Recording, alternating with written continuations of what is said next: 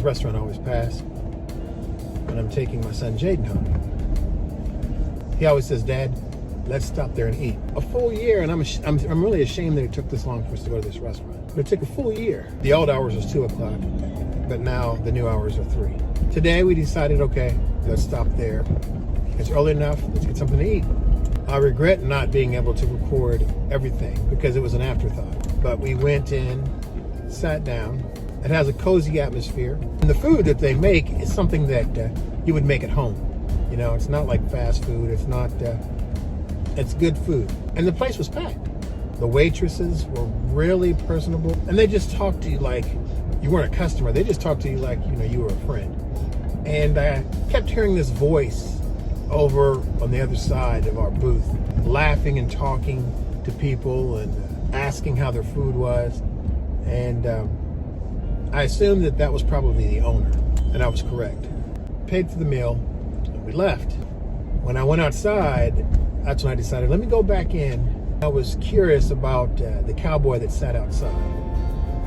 And because I remember we used to go to a restaurant that was really big back, I want to say in the late 70s. I grew up in Delaware, Ohio, but when we came to Columbus, we would always eat at this place. It always had that cowboy with the hat, and he sat on that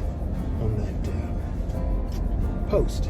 Our waitress that served us said, "Oh, that's from the Pancake House." So if you got that right, there you go. Then the owner overheard me asking that, and he said, "Well, I got a full story about that if you have time." I'm ready. Oh. You're gonna record. So you were, yeah, that's what I was asking if I could record. Joe Skaggs is the guy that used to own Western Pancake Houses. Okay. There were 18 locations in Ohio and Kentucky. Well, back then he had a heart attack, got divorced, a bunch of problems that he had, whatever. He went bankrupt.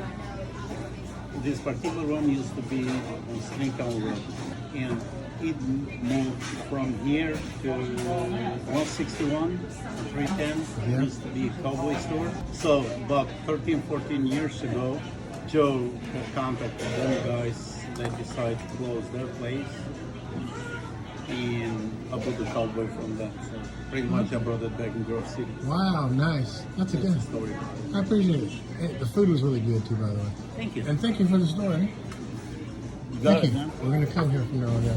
Sure. He just acted so down to earth. You know, he had a really good energy to him, really friendly, just a really nice guy. His disposition was just really on point. And he was just himself. This is definitely a place that I'm going to take my family to from now on. It has a really laid-back atmosphere. And plus, you know, I enjoy supporting local business. This is definitely a local business I would stand behind supporting. If you want to try a different, you know, place for breakfast or lunch or dinner, sit down and enjoy some good food.